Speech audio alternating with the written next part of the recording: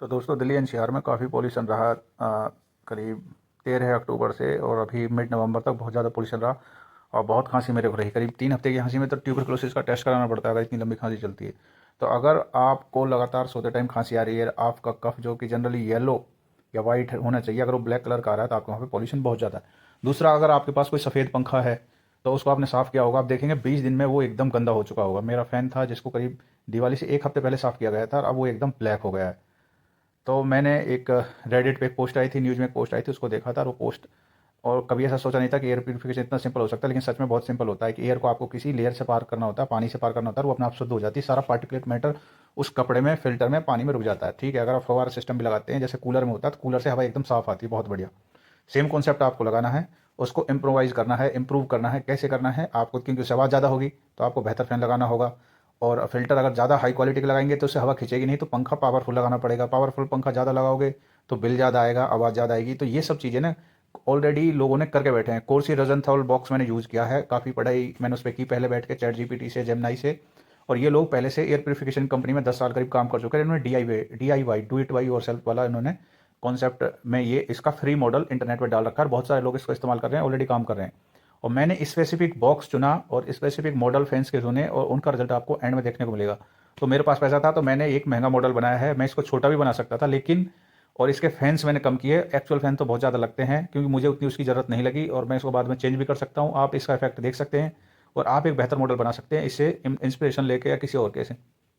तो फ़ैन मैंने पर्टिकुलर महंगे चुने, उसका रिजल्ट आपको एंड में देखने को मिलेगा। क्योंकि अगर मैं इस फ़ैन को 24 घंटे फुल स्पीड पे 30 दिन लगातार चलाता हूँ तो इसका बिजली का बिल करीब 31 से 35 रुपये के बीच में हरियाणा में आएगा, जहाँ पे बिजली महंगी है। तो 1 रुपये प्रतिदिन इसका खर्चा है, इसलिए मैंने फ़ैन लगाया। इसमें मैं बहुत सारे फ़ैन लगा सकता हूँ, सारी दीवार फ़ैन लगा सकता हूँ, तो अभी बिजली का बिल नहीं आएगा और एयर क्वालिटी, जो क्लीन एयर डिलीवरी है, वो भी बहुत ज़्यादा होगी। ठीक है, ये तो रही फ़ैन की बात। फिल्टर मैंने HEPA फिल्टर 13 और कार्बन लेयर का यूज़ किया है, जो फिलिप्स के 3400 मॉडल समथिंग सीरीज में लगता है और वो भी मेडिकल ग्रेड का होता है, बहुत अच्छा साफ़ करता है। और आप भी इसमें छोटे बड़े फ़िल्टर चूज़ कर सकते हो। 4 फ़िल्टर की कॉस्ट सीधी लग गई, तो इसमें मुझे 5200 के फ़िल्टर पड़े, 5200 के फ़ैन पड़े, तो 10,400 के सीधे 2 कंपोनेंट पड़े। उसके बाद रह गए उसमें एक अडेप्टर और एक रह गया उसमें PWM कंट्रोलर, जो फ़ैन कंट्रोलर है। फ़ैन कंट्रोलर क्यों? क्योंकि आवाज़ आएगी, हमेशा आपको मैक्सिमम पे चलाने की ज़रूरत नहीं है। तो ये फ़ैन बहुत अच्छे हैं और अडेप्टर दोनों 700 के मुझे पड़े, करीब 1400 के, तो 11,800 के करीब का मुझे पड़ा। PVC पैनल्स मेरे पास ऑलरेडी थे जिनका मैंने यूज़ किया, जो मेरे पास स्क्रैप में पड़े हुए थे, और करीब 2 डक्ट टेप इसमें लगाई। तो इसको एयर सील होना बहुत ज़रूरी है और अगर ये अच्छे से काम करेगा तो आपके फैंस पे कभी मिट्टी नहीं होनी चाहिए, क्योंकि वो शुद्ध हवा को खींच रहे हैं। और आपके फिल्टर्स कुछ दिन में ब्लैक हो जाएंगे, अगर सच में आपके वहाँ पे पोल्यूशन है तो उनका कलर चेंज हो जाएगा। ठीक है, इसका मतलब है फ़ैन सही काम कर रहा है।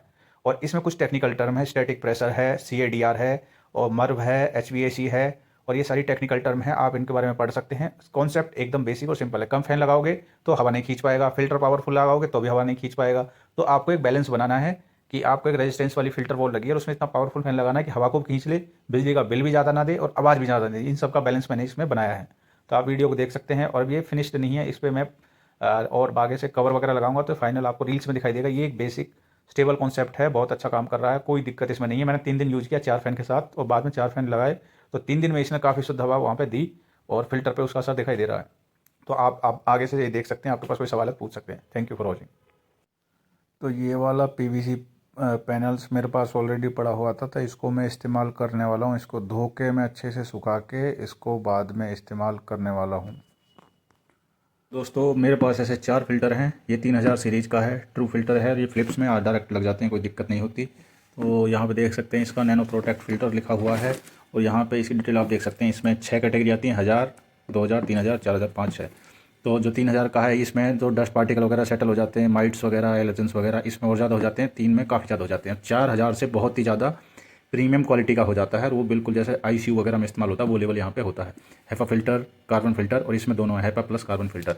ठीक है, तो इसकी समस्या ये है कि अगर आप इसमें ज़्यादा ग्रेड का लगाएंगे, महंगा तो हो गई, दूसरा आपका जो क्लीन एयर है वो सक नहीं हो पाएगी और आपके फैन को स्ट्रगल करना पड़ेगा, ज़्यादा ताकत लगानी पड़ेगी, बिजली का बिल भी ज़्यादा आएगा। तो इसलिए आपको मॉडरेट रखना है। अब इसमें यहाँ पर आप देख सकते हैं कि अल्ट्रा क्वाइट ऑपरेशन, ज़्यादा आवाज़ नहीं करता, 99.97% पार्टिकल रिमूवल एफिशिएंसी। और ये क्या क्या साफ करेगा देख सकते हैं यहाँ पे। स्मोक है, फ्यूम्स है, chemical, allergens, virus, aerosols, odour और वोलेटाइल कंपाउंड्स हैं जो, उनको ये रिमूव करेगा। वोलेटाइल कंपाउंड्स बोले तो जैसे कि यहाँ पे ये प्लाई है फाइबर की, ये है, और पेंट है, उनमें भी स्मेल आती है, उसको ये रिमूव करेगा। ठीक है, fibre, mites, dust and moulds वगैरह को। ये गुड़गांव में बनता है, मैं तो गुड़गांव के पास रहता हूँ, फिर भी इसको काफ़ी टाइम लगा आने में। और डिटेल यहाँ पे देख सकते हैं। Total volatile organic compounds order वगैरह उनको इफेक्टिवली हटाएगा। ठीक है, और ये दिखने में बिल्कुल ऐसा आप देख सकते हैं। तो ये इसका हल्का सा डिटेल है। तो दोस्तों ये फ़िल्टर है, ये ऐसे दिखता है, काफ़ी चौड़ा ये होता है, तो ये आपको निकालना लगाना पड़ता रहेगा। और लाइट मैंने इसे लगा के देखा, एकदम साफ़ दिखाई दे रहा है, और लाइट का पैटर्न हमेशा एक ही लेंथ में दिखाई दे रहा है। तो ये आपका फ़िल्टर नॉर्मली ऐसा होता है। तो एक साइड को मैंने ऐसे चिपका दिया है पेपर टेप से, जिससे पकड़ अच्छी आई थी। तो दोनों साइड को पेपर टेप लगाऊंगा, एयर सील रखना, नहीं तो बेकार एयर इसमें लीक हो सकती है। आप पेपर टेप भी लगा सकते हैं, लेकिन क्योंकि फ़िल्टर के अराउंड पेपर है, इसलिए ये पेपर पे अच्छा चिपक रहा है। तो दोस्तों ये मैंने इसके फ्रेम बना लिए हैं, देख सकते हैं काफ़ी सामान बिखरा पड़ा है, और इसमें थोड़ा मिस्टेक भी हुआ है। अब जैसे कि ये फ्रेम मेरे पास पूरे पूरे थे, तो ये हल्का सा यहाँ पे ओवरलैप हुआ है ये, लेकिन कुछ में ये भी अधूरा है, तो इसको ओवरलैप किया। ये देखो ये वाला, ये बहुत भद्दा लग रहा है, यहाँ से ओवरलैप किया है, तो ये देखने में थोड़ा सा भद्दा लग रहा है। वैसे स्टडी है बहुत बढ़िया, लेकिन चौथा है वो भी अधूरा था, वो मैंने बहुत अच्छा बनाया। ये देखो इसमें कोई ओवरलैपिंग नहीं है, सिंगल पीस वेरी थिन, और टेप से इसको पहले से मैंने तैयार किया है। तो 4 फ्रेम अभी तैयार हो गए हैं। अब टॉप और बॉटम फैंस के लिए मैं बनाने वाला हूँ, इसमें पड़ा हुआ है, और उसको मैं जॉइंट करके बनाऊँगा। तो दोस्तों टेक्निकली इसमें बेसिकली यही 3 चीज़ें, इन 3 चीज़ों के अलावा इसमें कुछ नहीं। सबसे पहले तो ये है अडेप्टर, ये आपने देखा होगा, सब इसको जानते हैं।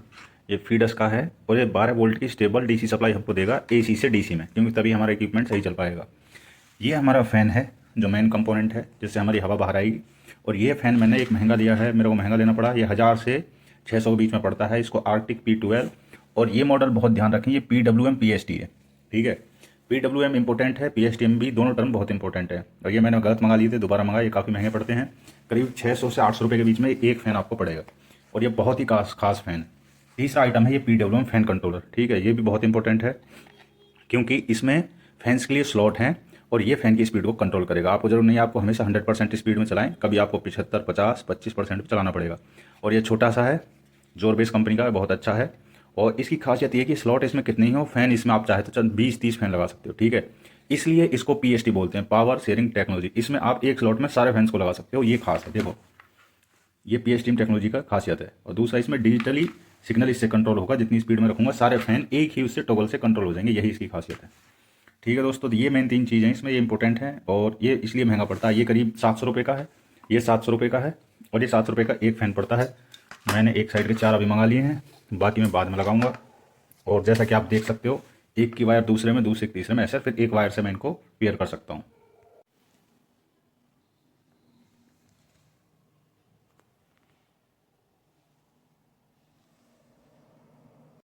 तो करीब 3 दिन में इसको 4 फ़ैन के साथ यूज किया, ये बंद था, क्योंकि बाकी के फ़ैन बहुत लेट आए थे। तो इसको पैक करना काफ़ी मुश्किल है, बहुत चैलेंजिंग है। इन वायर को आप एक साइड में बांध के लगा दें, इससे एयर फ्लो अच्छा रहेगा, स्मूथ रहेगा।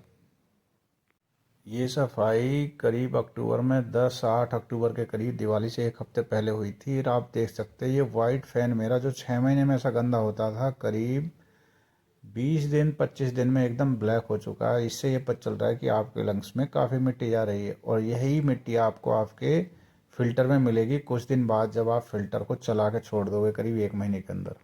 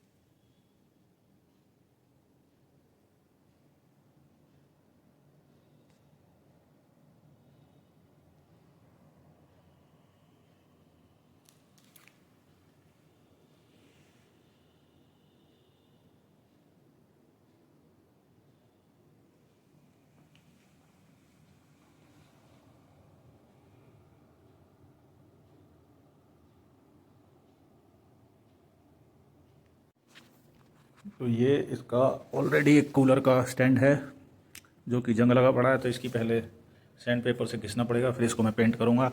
तो मैंने अभी जानबूझ के इसको फाइनल किया नहीं है, और क्यों आपको नहीं करना चाहिए मैं ये भी बताऊँगा, क्यों ये ऐसे ही ठीक है। क्योंकि आपको ये फ़िल्टर बदलना पड़ सकता है, तो फ़िल्टर जब बदलेगा तो इसका जो लेमिनेशन और कवर है वो आपको हटाना पड़ेगा। और फ़ैन पे आगे एक अच्छा डिज़ाइन में लगाऊंगा, वो आपको रील में दिखाई देगा। अभी मैं इसको बेसिक रख रहा हूँ एकदम। ये इसका PWM पल्स विड्थ मॉड्यूलेशन, और ये कंट्रोल करता है। ये अब बंद हो चुका है। ये 25 और यहाँ पे करीब ये 50 है, ये 75 है, ये 100%। इसमें कोई करंट नहीं आता, आप हाथ लगा सकते हो कहीं भी, क्योंकि ये सब DC है। इवन ये भी DC है, ये जो कट है सब DC है, लेकिन आपको ये कवर करना है सेफ्टी के लिए। और इसमें कोई करंट नहीं आता, क्योंकि यहाँ से ये 12 वोल्ट का DC कन्वर्टर है, फीडस का है। इसके बाद यहाँ पे इसमें कोई DC करंट है, AC करंट ऊपर है, लेकिन सेफ्टी के लिए आपको ये बंद कर देना है। ठीक है, तो ये फ़िल्टर बदलने पड़ते हैं, इसलिए इसको कवर करने में बहुत ज़्यादा फ़ायदा नहीं है। अगर आप इसमें एक अच्छी सी लेमिनेशन में इसमें लगा के इसको बहुत सुंदर बना सकता हूँ, लेकिन उसके बाद ये बहुत अच्छा लगेगा। इसमें मैं पेंट करूँगा, वो आपको रील में दिखाई देगा। हो सकता है मैं इस पर लेमिनेशन भी लगा दूँ। तो अब ये 100% स्पीड पर चल रहा है।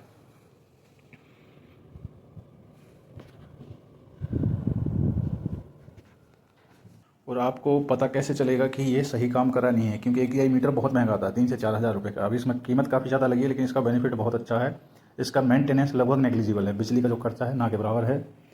और ये काम कैसे करेगा, अब जैसे मैं इसको बंद कर देता हूँ, तो इसके पंख हैं ना, उन पर कभी मिट्टी नहीं आनी चाहिए। फ़ैन के जो ब्लेड्स हैं उन पर कभी मिट्टी नहीं आनी चाहिए, क्योंकि अंदर से साफ़ हवा आ रही है। अगर मिट्टी है तो मतलब इसमें लीकेज है, जैसे कि यहाँ पे ये आपको बंद करने पड़ेंगे, उसमें से हवा आ रही है जो फैंस की ब्लेड को गंदा कर रही है। फ़ैन हमेशा साफ़ होने चाहिए, फ़ैन कभी गंदे नहीं होने चाहिए। ठीक है, और आप ये कैसे पता चलेगा कि यहाँ से हवा खींची जा रही है, तो आप उंगलियों को यहाँ अंदर से गीला करके यहाँ लगाएंगे ऐसे, तो आपको कूलिंग इफेक्ट महसूस होगा। और दूसरी बात, ये करीबी चौथा दिन इसका है, और उस दिन मैंने जब पहली बार लगाया था ये एकदम वाइट था, अब ये ब्लैक हो रहा है। जिसका मतलब ये है कि इसमें बहुत सारी मिट्टी घुस चुकी है ऑलरेडी, और यहाँ पे काफ़ी गंदगी थी। अगर आप खांसते हैं, आपको कफ आता है, और उसका कलर अगर चेंज हो रहा है ब्लैक कलर का, तो आपके यहाँ ऑलरेडी कूड़ा है। पंखे पे अगर ब्लैक मिट्टी आ रही है बहुत जल्दी, तो वहाँ बहुत ज़्यादा कूड़ा है। अब ये देखो, इसमें नहीं दिख रहा, लेकिन इसमें ऑलरेडी बाल और बहुत सारे छोटे छोटे फाइबर्स फंसे हुए हैं कूड़े के। वो देखो, ये दिख रहा है जैसे ये वाला, इसमें फाइबर दिखाई दे रहा है।